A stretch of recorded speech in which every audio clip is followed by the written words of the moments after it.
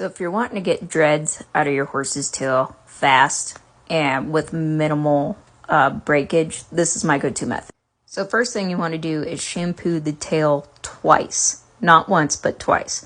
You want to get all of that dirt and grime out of there because that is what really holds those mats together.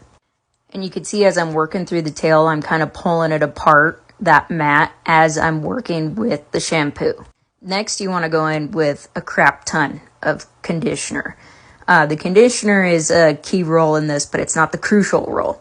You can see that I'm adding more and more to this tail as I find parts of this mat that are particularly dense and really aren't pulling apart. So I'll add more conditioner to it, rub it in, and pull that mat apart and kind of start finger picking that mat apart and really getting it in the ends of that tail, especially because you're going to end up brushing that mat out through the end of the tail, and you want to make sure that the ends are really nice and slick and conditioned and they're not going to stick together. The key part of this is pulling apart this mat and loosening it as you're going through it. This right here is the key, the Cowboy Magic Concentrate, and you want to use this very generously in the horse's tail. The key is really using your hands and pulling apart that mat and loosening it up every single chance that you get throughout this process. You can see me here kind of pulling the mat apart with my fingers and loosening it and kind of breaking it apart into sections. So it was one giant mat before.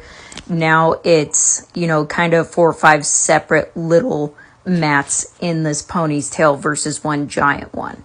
But loosening this up as you go is really a huge part of this process, and it's going to minimize breakage.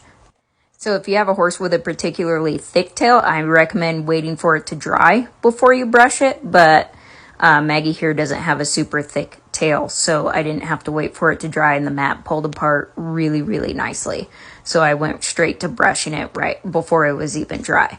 But I brush it in sections and pull apart that mat as I'm working through it and just kind of work from the end of it up through the tail, and then here pretty soon you can see that I'm able to brush straight through the tail, and now I'm able to run my fingers completely through the tail with no issues. And then you can see here I had very minimal breakage. And the end result, Miss Maggie saying her thanks to me.